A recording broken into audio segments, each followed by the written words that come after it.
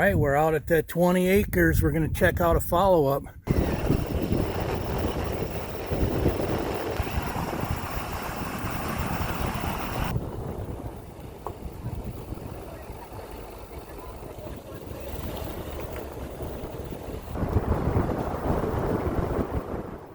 Look who's here. What do you say, man? I'm not getting you into nothing this time. Not this time? But just wait. Okay. Always got something brewing for Well, I'm already getting bored with the winter ground, so yeah, man.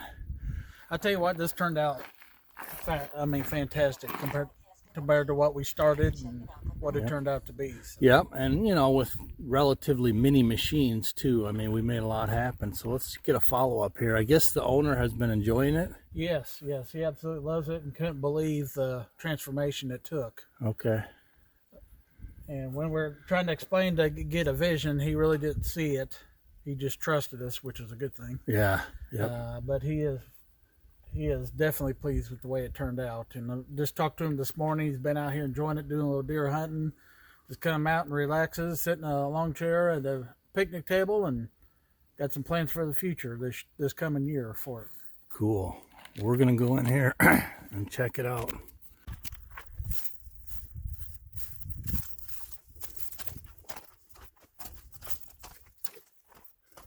Looks like your culvert held up good.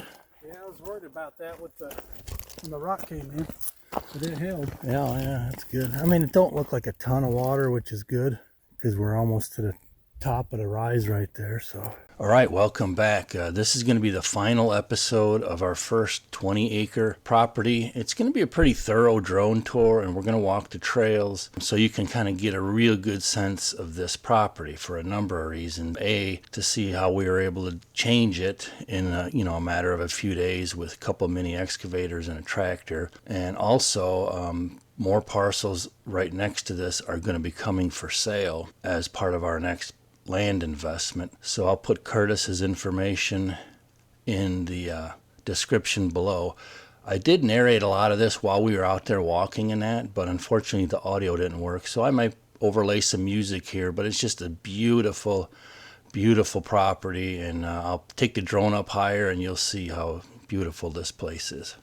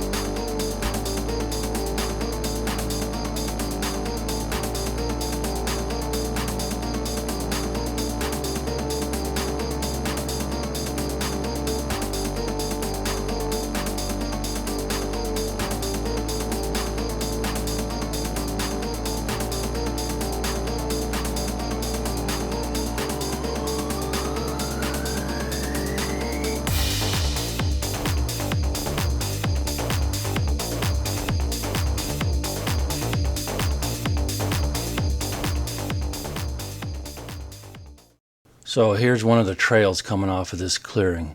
There's at least two trails that come out of this clearing, one on either end. So one all the way to the left and one here closer to the right as we're looking at this direction. So we're going to walk them trails also, and then we're going to look at that micro food plot. But let's take another look. There's several loops going around the property, and several of them interconnect. So we're not going to do a ton of time on the trails, but you can kind of get an idea. They're plenty wide for any UTV or tractor to get through them, and it's kind of fun making new ones and popping out at a place that's, was a thick jungle, and now all of a sudden you pop out to a new trail.